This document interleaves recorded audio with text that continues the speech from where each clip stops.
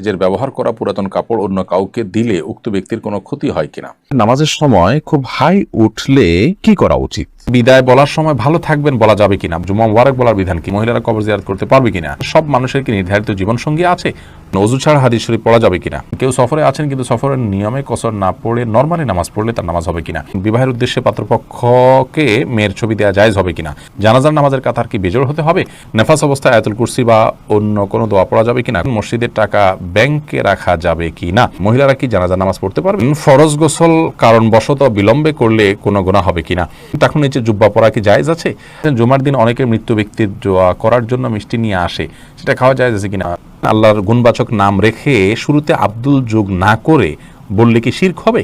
বাথরুমে উলঙ্গ হয়ে গোসল করা যাবে কিনা। মসজিদের পাশে কবর দেওয়ার বিশেষ কোনো ফজিলত আছে কিনা। মোবাইলে অশ্লীল ছবি বা ভিডিও নিয়ে নামাজ পড়লে কি নামাজ কবুল হবে। খাবার খাওয়ার সময় কি মাথায় কাপড় দেওয়া আবশ্যক। অমুসলিমদের লেখা উপন্যাস কাব্যগ্রন্থ পড়া যাবে কিনা। 4 রাকাত বিশিষ্ট নামাজের প্রথম বৈঠকে তাশাহুদের পর দুরূদ পড়ে ফেললে করণীয় কি। মহারণা না দিয়ে স্ত্রীর কাছ থেকে মাপ চেয়ে নেওয়া যাবে কি। যাচাই বাছাই ব্যতীত কোনো মাধ্যমে শোনা কথাকে বিশ্বাস করা যাবে। আপনাদের প্রশ্নোত্তরের আলোকিত ভুবনে প্রবেশ করতে যাচ্ছি। আব্দুল মতিন, আপনি লিখেছেন মোবাইলে অশ্লীল ছবি বা ভিডিও নিয়ে নামাজ পড়লে কি নামাজ কবুল হবে।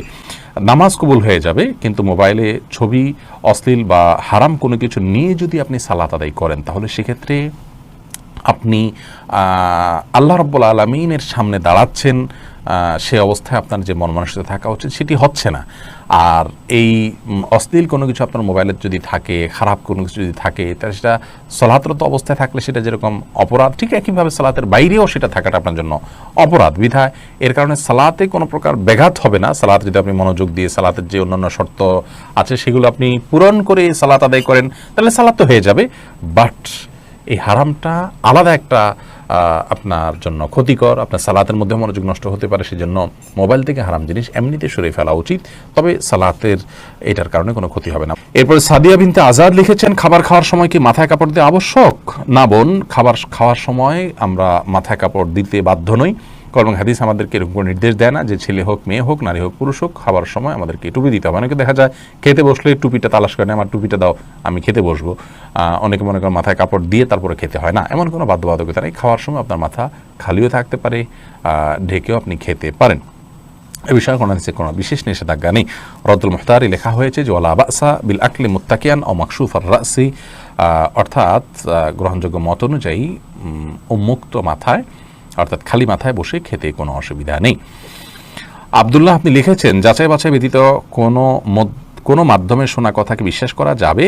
কারো থেকে কোনো বিষয়ের তথ্য গ্রহণ ইসলামের নির্দেশনা কি। ভাই আব্দুল্লাহ, যাচাই বাছাই ছাড়া যদি কোনো মাধ্যম থেকে আপনি কোনো সংবাদ শুনেন তাহলে শুনেই সেটা বিশ্বাস করা আপনার জন্য এক ধরনের অপরাধ। একটি বর্ণনা রয়েছে এরকম যে কাফা বিল মারই কাযিবান আন ইউহাদ্দিসা বিকুল্লি মা সামিআ।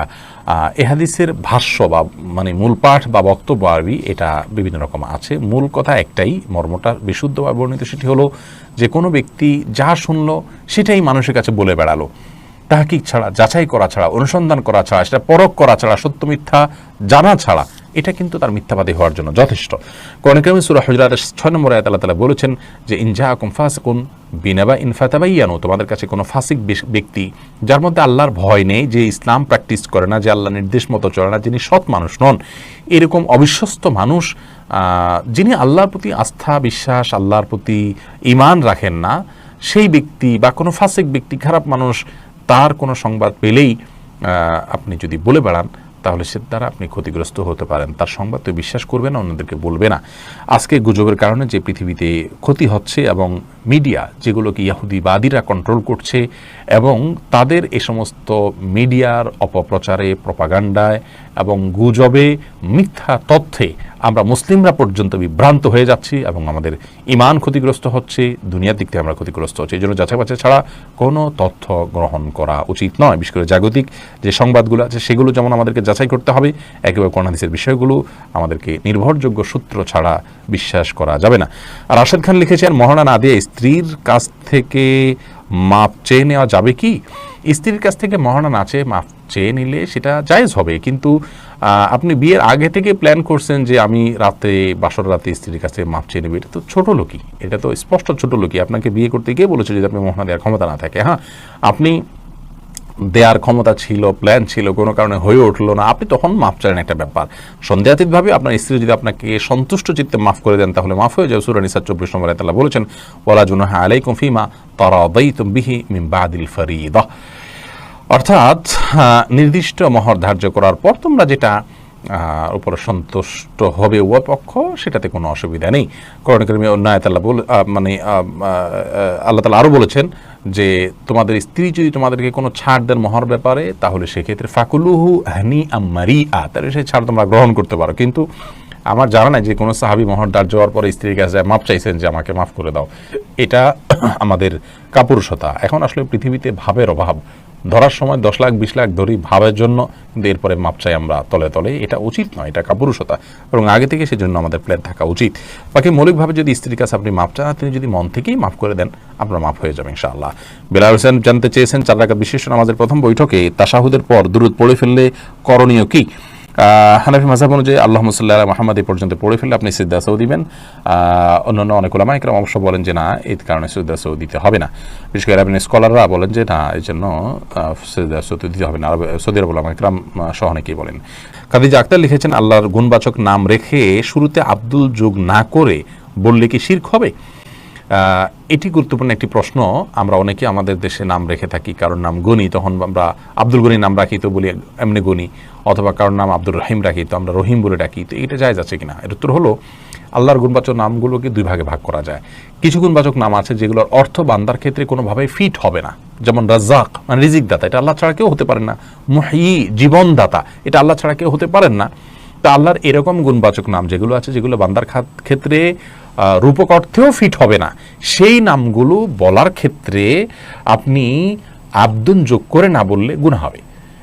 আর যদি এমন কোনো নাম হয় যেটার অর্থ রূপক অর্থে বান্দার ক্ষেত্রে বলা যায়, তাহলে সেটা আব্দুন যোগ করা ছাড়া আপনি বলতে পারেন। যেমন রাউফ, মানে যার ভিতরে মায়া আলু, যিনি মহামায়ালু। সন্দেহাতীতভাবে রাউফ শব্দ যেই ধরনের মায়াকে মিন করে, ওটা শুধু আল্লাহর ক্ষেত্রেই চলে। কিন্তু যেহেতু রাউফের মধ্যে যে রাফাহ বা মায়ার কথা বলা আছে, এটা মানুষের ক্ষেত্রে ফিট হয়, এজন্য মানুষকে বলা যায়। কোরআনে কারিমে আল্লাহ তাআলা আমাদের প্রিয় নবী সাল্লাল্লাহু আলাইহি সাল্লামকে রাউফুর রহিম বলেছেন, আজিজুন আলাইহি মা আনিতুম হারিসুন আলাইকুম বিল মুমিনিনা রাউফুর রহিম।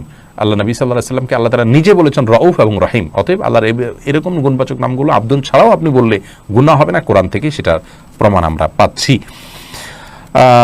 তবে পুরো নাম যদি আমরা আব্দুন সহ করতে পারি ভালো, কারণ আমাদের সমাজে আজকাল নাম বিকৃত করার একটা প্রবল এবং ব্যাপক অভ্যাস দেখা যায়। মোহাম্মদ ইসলাম রুবেল আপনি প্রশ্ন করেছেন, বাথরুমে উলঙ্গ হয়ে গোসল করা যাবে কিনা? ভাই রুবেল, বাথরুমে উলঙ্গ হয়ে যদি কেউ গোসল করেন তাহলে তাতে কোনো বড় গুনাহ বা কাবিরা গুনাহ হবে না, বড় কোনো পাপ হবে না। তবে এই কাজটি অনুত্তম এবং ভালো নয় আমাদের জন্য, জাস্ট এইটুকু আমরা বলতে পারি। কিন্তু আপনার এর কারণে কোনো বড় গুনাহ হয়ে যাবে ব্যাপারটি এরকম না। বিশেষ ওজরের কারণে যদি আপনার বিবস্ত্র হতে হয়, আপনার জন্য সেটা জায়েজ রয়েছে। এবং নয়বা রহমাহুল্লাহ সহিহ মুসলিমের সরার মধ্যে তিনি ব্যাখ্যার মধ্যে তিনি লিখেছেন যে গোসল করার সময় লুঙ্গি বা গামছা বা এই জাতীয় কোনো কিছু দিয়ে গোসল করাটা হলো উত্তম, এতে কোনো সন্দেহ নেই। তবে যদি প্রয়োজন হয় তাহলে সেক্ষেত্রে উন্মুক্ত করে, অর্থাৎ আপনার সম্পূর্ণ বিবস্ত্র হয়ে গোসল করা জায়েজ আছে। একটি হাদিস এরকম রয়েছে, নবী সাল্লাল্লাহু আলাইহি ওয়াসাল্লাম বলেছেন যে আল্লাহ তাআলাকে কেউ যদি নাও দেখে তো আল্লাহ তাআলাকে অন্তত লজ্জা করা উচিত, লজ্জাশীলতা থাকা উচিত। এই জন্য এরকমটি প্রয়োজন হলে করা যাবে, আর প্রয়োজন ছাড়া এরকম করাটা অনুচিত, অনুত্তম, ভালো কাজ নয়। প্রয়োজন হলে করা যাবে। তার আরেকটা দলিল হলো সহিহ বুখারীতে বর্ণিত হয়েছে যে আইয়ুব আলাইহিস সালাম তিনি একবার সমস্ত কাপড় চোপড় খুলে তারপর গোসল করেছেন। তারপরে মুসা আলাইহিস সালামের ব্যাপার আপনারা জানেন যে তিনি গোসল করতে নেমেছেন, পাথর তার কাপড় নিয়ে দৌড় দিয়েছে, তিনি তার পিছনে দৌড়াতে শুরু করেছেন। এগুলো সব বিশেষ কারণে এবং বিশেষ প্রেক্ষিতে। তাছাড়া এগুলো আগের শরিয়াত, সেগুলোর বিধান আমাদের জন্য বহু যে প্রযোজ্য তা নয়। আমাদের জন্য অনুত্তম হবে কাপড় চোপড় একদম খুলে গোসল করাটা, তবে হারাম নয়। এরপরে মুক্তা চৌধুরী আপনি লিখেছেন, মসজিদের পাশে কবর দেওয়ার বিশেষ কোনো ফজিলত আছে কিনা? বোন মুক্তা, মসজিদের পাশে কবর দিলে বিশেষ কোনো উপকারিতা আছে বলে আমার জানা নেই, বরং আমাদের কবরে, আমাদের আখিরাতে, আমাদের আলমে বারজাখে উপকারিতাটি নির্ভর করে আমাদের আমলের উপরে। আপনি যদি ভালো আমল করে যান, আপনার কবর যদি জঙ্গলেও হয়, আপনি যদি কোনো পশুর পেটেও চলে যান, আপনি যদি সমুদ্র নিমজ্জিত হয়ে যান, আল্লাহ আপনার ধ্বংসাবশেষ যেখানে থাকবে সেখানে আল্লাহ রাব্বুল আলামিন আপনার জন্য শান্তির ব্যবস্থা করবেন। আপনি জান্নাতি হিসাবে আল্লাহর কাছে নিবন্ধিত হবেন, আল্লাহর কাছে জান্নাতের মেহমান হিসাবে আপনি আপ্যায়িত হবেন। কিন্তু আপনার যদি আমল খারাপ থাকে তাহলে মসজিদের পাশে কেন, মসজিদের ভেতরে কবর দিলেও কিন্তু তার দ্বারা আপনি উপকার লাভ করবেন না। এরপর তাসফিয়া তাবাসসুম আপনি লিখেছেন অমুসলিমদের লেখা উপন্যাস কাব্যগ্রন্থ পড়া যাবে কিনা। তাসফিয়া অমুসলিমদের লেখা উপন্যাস এবং কাব্যগ্রন্থ এটি পড়তে পারেন কয়েক শর্ত সাপেক্ষে। শর্ত নম্বর 1, যদি তাদের উপন্যাসের মধ্যে এমন কিছু না থাকে যেটি আপনার ঈমানের জন্য ক্ষতিকর হবে, যেটি ইসলাম শরিয়া অ্যালাউ করে না, যেমন অশ্লীল এবং আপনার মনের জেনা বা কল্পনার জেনা আপনার মধ্যে আনতে পারে, এরকম কোনো কিছু যদি না থাকে তাহলে সেক্ষেত্রে সেই উপন্যাসগুলো আপনি পড়তে পারেন ভাষা শেখার জন্য, ভাষার শিল্প জানার জন্য এবং অন্যান্য আরও ভালো যে দিকগুলো আছে সেগুলোর জন্য আপনি উপন্যাস পড়তে পারেন অমুসলিমদের লেখা। কিন্তু মনে রাখতে হবে যে তাদের সে লেখা পড়ে তারা সেখানে কোনো শিরকি কোনো কিছু যদি লিখে থাকেন, কুফুরি কোনো কিছু লিখে থাকেন, বা তাদের লেখার মাধ্যমে আপনি শিরক এবং কুফুরের প্রতি দুর্বল হতে পারেন, সেগুলোকে স্বাভাবিক করে তুলতে পারে আপনার কাছে অশ্লীলতার বিষয়গুলো থাকে, তাহলে সেক্ষেত্রে সেগুলো পড়া আপনার জন্য উচিত হবে না। তবে একই বিষয়ে জ্ঞান অর্জনের জন্য যদি মুত্তাকি, পরহেজগার, নেককার, ভালো মানুষ, ভালো চরিত্রের, ভালো আমলের, ভালো বিশ্বাসের মানুষ যদি আপনার কাছে থাকে এবং তার লিখিত বই পুস্তক থাকে, অবশ্যই আপনি সেটাকে প্রায়োরিটি দিবেন। কারণ বই যার পড়ছেন তার কাছ থেকে আপনার মধ্যে এক ধরনের আধ্যাত্মিক এবং রুহানি প্রভাব আপনার মধ্যে আসবে। এবং সবচেয়ে বড় কথা হলো আধ্যাত্মিক প্রভাবের চাইতেও আপনার যেটি ভালোভাবে জোরালোভাবে আপনার মধ্যে আসবে তা হলো সেখানে তার চিন্তাধারার প্রতিফলন হবে, সেটার রিফ্লেক্ট আপনার মধ্যে পড়বে। তার চিন্তার মধ্যে শিরক থাকলে এবং আল্লাহ দ্রোহিতা থাকলে, আল্লাহর প্রতি কুফরি থাকলে তার দ্বারা কিন্তু আপনি প্রভাবিত হবেন। বিধায় সেগুলো পড়ার পরে কিন্তু সাবধান থাকতে হবে। এই জন্য অমুসলিমদের লেখাজোখা পড়বেন জাস্ট আপনার জ্ঞান অর্জনের জন্য, কিন্তু খারাপ কিছু যেন না থাকে।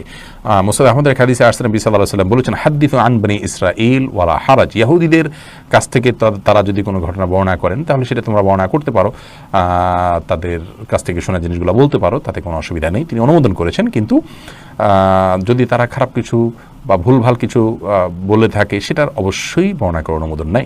এর দ্বারা নবী সাল্লাল্লাহু আলাইহি ওয়াসাল্লাম বুঝিয়েছেন যে তাদের থেকে ভালো কিছু বলে এটা তোমরা বর্ণনা করতে পারো। স্বামী স্ত্রী একত্রে নামাজ পড়ার সময় স্ত্রীকে একামত দিবে না। স্বামী স্ত্রী একত্রে যদি জামাতের সাথে সালাত আদায় করেন তাহলে সেক্ষেত্রে স্বামী নিজে একামত দিবেন, তিনি নিজেই ইমামতি করবেন। স্ত্রী একামত দিবেন, স্বামী ইমামতি করবেন, ব্যাপারটি কিন্তু সেরকম নয়। এরপর আব্দুল্লাহ আপনি লিখেছেন, কেউ যদি আমার কোনো ক্ষতি করে কিংবা উপকার চাইলে না করে তাহলে তার সাথে আমার ব্যবহার কেমন হওয়া উচিত? কোরআন কারীমের সূরা শুরা 40 নম্বর আয়াতে আল্লাহ রাব্বুল আমাদেরকে বলেছেন, ফামান আফা ওয়া আসলাহা ফাআজরুহু আলাল্লাহ। যে ব্যক্তি মানুষকে ক্ষমা করে, তার সংশোধন করে, সে আল্লাহর কাছে বিনিময় পাবে। আর যদি কেউ প্রতিশোধ পরায়ণ হয় তাহলে সে আল্লাহর কাছে বিনিময় পাবে না। এবং আল্লাহ তাআলা আরও বলেছেন, ওয়ালা মান সাবারা ওয়া গাফারা ইন্না যালিকা লামিন আজমিল উমুর। নিশ্চয়ই যে সবর করবে, মানুষকে ক্ষমা করবে, এটা তার সাহসিকতার একটা বিষয়। নবী আলাইহিস সালামের হাদিস থেকে আমরা জানতে পারি, তিনি বলেছেন যে এরহামু তুরহামু ইগফিরু তুগফারু। তোমরা মানুষকে রহম করো, তোমাদেরকে আল্লাহ রহম করবেন। তোমরা মানুষকে ক্ষমা করো, তোমাদেরকে আল্লাহ ক্ষমা করবেন। আপনি কেন মানুষকে ক্ষমা করবেন? কারণ মানুষকে ক্ষমা করলে আপনি শান্তি পাবেন, আপনি প্রশান্ত হবেন, আপনি নির্ভর হবেন, আপনার টেনশন চলে যাবে।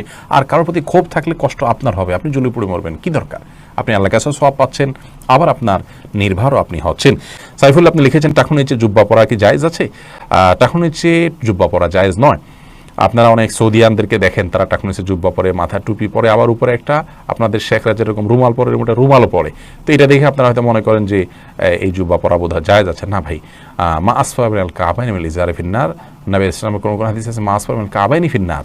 উপর দিক থেকে যে সমস্ত পোশাকগুলো যায়, সেটা লুঙ্গি হোক, জুব্বা হোক, এমনকি পায়জামাও যদি হয়, সেটা যেগুলো উপরে পড়ার, সেগুলো যদি টাকুন নিচে যায় সেটা হারাম হবে। আর যেগুলো থাকেই টাকুন থেকে নিচের অংশ, যেমন মোজা, সেটা জায়েজ হবে। বা মোজার সাথে যদি আপনার পায়জামা বা প্যান্ট ওরকম অ্যাটাচ থাকে, ওরকম অনেকে ডিউটি পোশাক হিসাবে থাকে, সেগুলো থাকলে সেটা জায়েজ হবে। জুলকারনাইন আপনি লিখেছেন, ফরজ গোসল কারণবশত বিলম্বে করলে কোনো গুনাহ হবে কিনা? গোসল বিলম্ব করলে কোনো গুনাহ হবে না। তবে ফরজ গোসল যদি আপনি দেরিতে করতে চান, পরবর্তী ফরজ নামাজের আগে আগে আপনাকে করে ফেলতে হবে। আর মাঝে যদি অন্য কাজ করতে চান, রাতে গোসল ফরজ হয়েছে, আপনি ফজরের নামাজের আগ মুহূর্তে গোসল করবেন, তাহলে মাঝে অন্য কাজের জন্য এমনকি ঘুমানোর জন্য উজু করে ঘুমানোটা হলো সুন্নাহ। নবী ইসলাম এটি করতেন, এটি করা ভালো। বাকি গোসল তৎক্ষণাৎ করে ফেলতে হবে এমন কোনো বাধ্যবাধকতা নেই। গোসল ফরজ গোসল না করে অন্য কাজ কাম করলে মেয়েদের উপরে অনেক রকমের প্রেশার আমাদের সমাজ থেকে আসে, তো এটা উচিত নয়। এটা ছেলে মেয়ে সবার জন্য ইসলাম জায়েজ রেখেছে, উজু করে তিনি অন্য কাজ করতে পারেন, কিন্তু যথাসম্ভব দ্রুত ফরজ গোসল করে, ফরজ যেহেতু রয়েছে দ্রুত গোসল করে ফেলতে পারে, সেটা ভালো। কিন্তু অন্য কাজ করা যাবে না এমন কোনো কথা নেই। সুমন কামালি আপনি লিখেছেন, মহিলারা কি জানাজা নামাজ পড়তে পারবে? এই বিষয়টি নিয়ে ইখতিলাফ আছে। আর স্কলারদের অনেকেই বলেন যে পড়তে পারবে, তবে ওলামা কেরাম নিষেধ করেন। নাইমুর রহমান আপনি লিখেছেন, কফিনে লাশ দাফন করা সম্পর্কে কি বলবেন? না, কফিনে লাশ দাফন করা সুন্নাহ সম্মত নয়, বরং লাশ আপনার কবরস্থ করা এবং সেটা নির্দিষ্ট পদ্ধতিতে, এটা হলো সুন্নাহ সম্মত। আকরাম খান আপনি লিখেছেন, নেফাস অবস্থায় আয়াতুল কুরসি বা অন্য কোনো দোয়া পড়া যাবে কিনা? কোরআন তেলাওয়াত করা যাবে না, কোনো আয়াতকে দোয়া হিসাবে, আমল হিসাবে পাঠ করা যাবে। এইচ.এম. শহীদুল ইসলাম লিখেছেন, জুমার দিন অনেকে মৃত্যু ব্যক্তির দোয়া করার জন্য মিষ্টি নিয়ে আসে, সেটা খাওয়া যায় আছে কিনা? মিষ্টি খাওয়াতে কোনো অসুবিধা নেই, তবে দোয়া করার পর মানুষকে মিষ্টি খাওয়ানো, এটা আসলে কোন হাদিস নির্দিষ্ট কোনো বিষয় নয়। এমনি দোয়া করলাম, আমরা দোয়া চাইলাম, কেউ দোয়া করলো, এটা ভিন্ন কথা। কিন্তু দোয়া করার পর তাকে মিষ্টি দেয়া, এটা আমাদের দেশীয় কালচার, এবং এটা অনেকটা দোয়ার বিনিময় কেন জানি মনে হচ্ছে। মৃত ব্যক্তির জন্য দোয়া করার পর পয়সা নেওয়াও জায়েজ নাই, কোনো বিনিময় নেওয়া জায়েজ নাই। এটা বিনিময় আপনি না বললেও যে ঠিক আছে উপস্থিত মানুষদের জন্য হাদিয়া, সেই হিসাবে এটা খাওয়া জায়েজ আছে, যে কেউ দোয়া করুক বা না করে মসজিদে যারা আছে সবাইকে খাবার দিলাম, সবাইকে একটু মিষ্টি খাওয়ালাম যাতে মৃত ব্যক্তির সওয়াব পায়, সেই উদ্দেশ্যে তিনি করলে এটা গুনাহ হবে না সন্দেহাতীতভাবে। সেই জন্য বললাম এটা খাওয়া জায়েজ আছে, বাট দোয়া করেছেন তার জন্য মিষ্টি, এরকম যেন না হয়। বিষয়টা, এই কালচারটা একটা পরিবর্তন আমাদের আসা উচিত আসলে, কিন্তু এটা খেলে যে হারাম হবে তা কিন্তু না। মোহাম্মদ রিদওয়ানুল বাশির লিখেছেন, জানাজার নামাজের কাতার কি বেজোড় হতে হবে? জানাজার নামাজের কাতার এটা বেজোড় হতে হবে এমন কোনো শর্ত নেই। আমরা অনেক মনে করি যে জানাজা নামাজের কাতার এটা বেজোড় হতে হবে 3, 5 বা 7, এরকম কোনো আবশ্যকতা নেই। হারুনা রশিদ লিখেছেন, বিদায় বলার সময় ভালো থাকবেন বলা যাবে কিনা? ভালো থাকবেন এটা বলাতে বড় কোনো অসুবিধা নেই। মুসলমান যখন ভালো থাকবেন বলেন, এর উদ্দেশ্য হলো যে আল্লাহর কাছে দোয়া করি আপনার জন্য ভালো থাকেন, এটা উজ্জ্বল থাকে। কিন্তু আপনি উজ্জ্বল করার জন্য আর জিনিস খুঁজে পান না, আল্লাহ নামটা কেন উজ্জ্বল করবেন? আপনি বলবেন আল্লাহ আপনাকে ভালো রাখুন, এভাবে বলবেন। এটা বলা সন্দেহাতীতভাবে উত্তম এবং উচিত। তাছাড়া ভালো থাকবেন এটা সেকুলার শব্দ, যে আল্লাহর প্রতি বিশ্বাস রাখে না সে এই ধরনের কথা বলতে পারে, বা যিনি বিভিন্ন ব্যক্তির উপরে, সত্তার উপরে বিভিন্ন ধরনের মানুষ ব্যবহার করতে পারে এই ধরনের শব্দ, সেকুলার শব্দ যেটাকে বলা যায়, এটা আমরা কেন বলবো? একজন মুসলমান, আমার বিশ্বাসের জায়গাটা তো ক্লিয়ার, ভেরি ক্লিয়ার, তো আমি সেখানে বলবো আল্লাহ আপনাকে ভালো রাখুন। তবে হ্যাঁ, ভালো থাকবেন যদি আপনার মনের উদ্দেশ্য থাকে যে আল্লাহ আপনাকে ভালো রাখবেন, এটা উদ্দেশ্য নিয়ে আমি বলছি ভালো থাকবেন, তাহলে সেক্ষেত্রে আপনার জন্য এটা বলা গুনাহের বিষয় নয়। এরপরে নওশিন আক্তার আপনি লিখেছেন, নামাজের সময় খুব হাই উঠলে কি করা উচিত?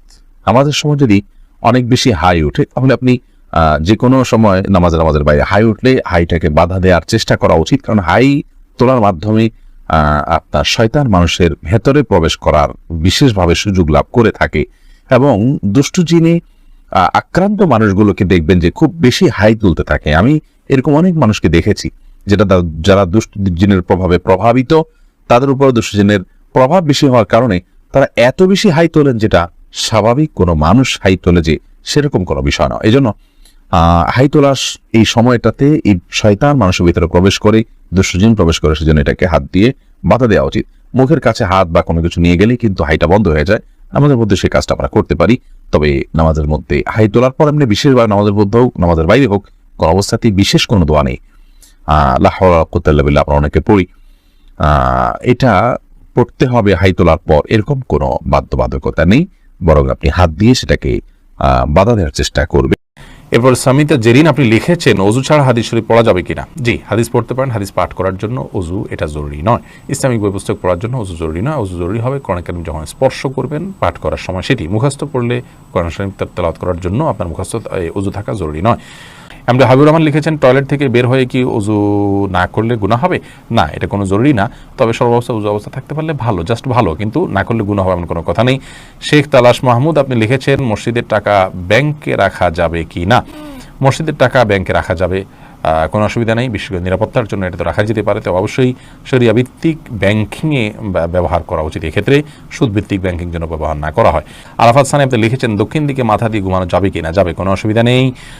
এমনি পারভেজ মোশাররফ আপনি লিখেছেন জুমার দিন দ্বিতীয় আজানের বিধান কি, দয়া করে বলবেন। দ্বিতীয় আজান দিতে পারেন, কোনো অসুবিধা নেই।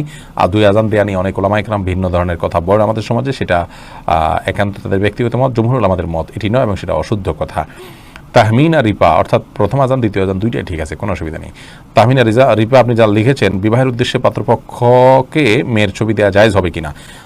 এই ছবি দেওয়া জায়েজ হবে যদি পাত্রপক্ষ সেই ছবির আমানত দায়িত্ব রক্ষা করবে বলে আপনার বিশ্বাস হয়। তাকে দেখালেন এবং এরপর তিনি ডিলিট করে ফেলবেন, অন্য কারোর কাছে সেটা দিবেন না, বা তারা দল বেঁধে নারী পুরুষ সবাই মিলে দেখবেন, মাহারাম গারে মাহারাম বা যাদের জন্য দেখা জায়েজ নেই তারাও দেখবেন, এরকম সম্ভাবনা থাকলে বা আশঙ্কা থাকলে সেই ক্ষেত্রে তাদেরকে এটা দিবেন না, দেওয়া জায়েজ হবে না। বরং আপনি মোবাইলে ছবি নিয়ে গেলেন বা কাউকে দিয়ে পাঠালেন, দেখলো, তারপরে আপনি নিয়ে আসলেন বা তাদেরকে ওসিয়ত করলেন তারা যেন দেখার পর এটাকে ডিলিট করে দেয় এবং অন্য পুরুষরা যেন না দেখে পাত্র ছাড়া, সে বিষয়গুলো বলার পর তারা আমল করবে এরকম মনে হলে সেক্ষেত্রে দেওয়া যাবে, কোনো অসুবিধা নেই। রোকসানা করিম বর্ষা আপনি লিখেছেন নিজের ব্যবহার করা পুরাতন কাপড় অন্য কাউকে দিলে উক্ত ব্যক্তির কোনো ক্ষতি হয় কিনা। ব্যবহার করা কাপড়, পুরাতন কাপড় অন্য কাউকে দিলে আপনার কোনো ক্ষতি হওয়ার আপাত দৃষ্টিতে কোনো কারণ নেই। তবে একটা বিষয় আছে, সেটা হলো যে ব্ল্যাক ম্যাজিক করার ক্ষেত্রে অংশ মানুষের ব্যবহৃত কাপড় বা শরীরের চুলের অংশ এগুলো অনেক সময় ব্যবহার করা হয়। অতএব আপনি কোনো গরিব মানুষকে দিয়ে দিলেন, তিনি পড়লেন, তার জন্য পড়াতে কোনো অসুবিধা নেই। কিন্তু যদি এমন হয় যে কেউ এটা দিয়ে ব্ল্যাক ম্যাজিকের কাজে, সেহেরের কাজে যদি ব্যবহার করতে পারে, সে আশঙ্কা থাকে, তাহলে সেটা অ্যাভয়েড করা দরকার। সেটা আপনার নিজের সেফটির জন্য, যদি এরকম ব্যক্তি হয় যাকে নিয়ে আপনার সন্দেহ হয়। বাট এছাড়া গরিব মানুষ একজনকে দিয়ে দিলেন, আননোন মানুষ বা অপরিচিত মানুষ, অথবা এমন মানুষ যিনি পরিচিত কিন্তু এটা তার দ্বারা আপাত দৃষ্টিতে করার কোনো কারণ নাই, তাহলে সেক্ষেত্রে এটা অবশ্যই তিনি ব্যবহার করতে পারেন। যিনি ব্যবহার করবেন তার কোনো ক্ষতি কোনো অবস্থাতে হওয়ার কোনো কারণ নেই। কাপড়ের মধ্যে কোনো লাভ ক্ষতির কিছু নেই। যদি মনে করে কেউ এরকম যে আরেকজনের ব্যবহৃত কাপড় পরলে তার অসুবিধা হবে বা ক্ষতি হবে, তাহলে সেটি এক ধরনের শিরকপূর্ণ বিশ্বাস। মেহেদী হাসান আপনি লিখেছেন কেউ সফরে আছেন কিন্তু সফরের নিয়মে কসর না পড়ে নর্মালি নামাজ পড়লে তার নামাজ হবে কিনা। নামাজ তো হয়ে যাবে, কিন্তু এই কাজটি করা উচিত নয়। সফরের যে আল্লাহ তাআলা ছাড় দিয়ে ছাড় গ্রহণ করতে হবে, ইচ্ছাকৃত এরকম করা উচিত নয়, জায়েজ নাই। এমডি আনোয়ার খান লিখেছেন সব মানুষের কি নির্ধারিত জীবনসঙ্গী আছে। আল্লাহ রাব্বুল আলামিন যাদের বিবাহ হবে তাদের তাকদীরে লিখে রেখেছেন, তাদের জন্য জীবনসঙ্গী আল্লাহ তাআলা লিখে রেখেছেন। যার জীবনে বিবাহ নসিবে লেখা নেই তার জীবনসঙ্গিনীর কথা লেখা নেই। আব্দুল বাদিন আপনি লিখেছেন খ্রিস্টানদের অধীনে চাকরি করা যাবে কিনা। খ্রিস্টানদের অধীনে চাকরি করা যাবে যদি আপনার চাকরিটা হালাল হয়। চাকরিটা কি করছেন এটা হলো মূল বিষয়, কারো অধীনে চাকরি এটা মূল বিষয় নয়। মাওলানা মাহবুবুল হাসান লিখেছেন মহিলারা কবর জিয়ারত করতে পারবে কিনা। বিশুদ্ধ মত অনুযায়ী মহিলারা কবর জিয়ারত করবে না, দূর থেকে সালাম দিবে এবং দোয়া করবে। কবরের কাছাকাছি গিয়ে এরিয়ার বাইরে থেকে হয়তো দেখলেন, মনের আবেগ থাকলে এইটুকু তারা করবেন, এর বেশি করবেন না। শামসুল আলম আপনি লিখেছেন বাবা মায়ের সাথে সন্তানের কত বছর বয়স পর্যন্ত ঘুমাতে পারবে। প্রাপ্তবয়স্ক আর কাছাকাছি বা করিবুল বুলুগ যেটাকে বলা হয়, সেই বয়সে থেকেই তাদেরকে পৃথক করা উচিত। এমনি আবু ফাইজ আপনি লিখেছেন শিরক থেকে সর্বাবস্থায় বাঁচতে কি কোনো বিশেষ দোয়া আছে। আল্লাহুম্মা ইন্নী আউযু বিকা আন উশরিকা বিকা শাইআন ওয়া আনা আ'লাম ওয়া আস্তাগফিরুকা লিমা লা আ'লাম। আবার বলছি আল্লাহুম্মা ইন্নী আউযু বিকা আন উশরিকা বিকা শাইআন ওয়া আনা আ'লাম ওয়া আস্তাগফিরুকা লিমা লা আ'লাম। এই দোয়া বিশেষ করে পড়বেন। নবী সাল্লাল্লাহু আলাইহি ওয়াসাল্লাম দোয়া শিক্ষা দিয়েছেন, যার অর্থ আল্লাহ আমার জ্ঞাতসারে অজ্ঞাতসারে কোনোভাবে যেন শিরক করা থেকে আপনার কাছে আমি পানা চাই। শারিফুর রহমান লিখেছেন স্ত্রী কোনো কিছুর আবদার করলে তা তাৎক্ষণিকভাবে না দিলে কি গুনাহ হবে না, তাৎক্ষণিকভাবে দিতে না পারলে না দিলে গুনাহ হবে না। মাহমুদ বিন মুহিবুর আপনি লিখেছেন জুমা মুবারক বলার বিধান কি। জুমা মুবারক বলার কোনো দরকার নেই, বলবো মানে জুমার দিন উপলক্ষে অভিবাদন জানাতে হবে, ঈদ উপলক্ষে যেরকম জানানো হয় এরকম কোনো কথা সুন্নাহ দ্বারা সাব্যস্ত নয়। বুলবুল ইসলাম লিখেছেন বাচ্চাদের বড় বড় রোগ হয় কেন, তারা তো মাসুম। বাচ্চাদের বড় বড় রোগ হয়, আল্লাহ রাব্বুল আলামিন তাদেরকে রোগ দিয়ে, বাবা মাকে পরীক্ষা করেন, তাদেরকে রোগ দিয়ে তাদের জন্য কোনো কল্যাণকর কিছুর ফয়সালা করেন। আল্লাহ তাআলা আহকামুল হাকিমিন, তার হেকমা বা কৌশল ছাড়া কোনো কাজ তিনি করেন না। আমরা তার সব হেকমা যদি বুঝে যাই তাহলে তো আমরা আল্লাহর সমপর্যায়ে চলে গেলাম।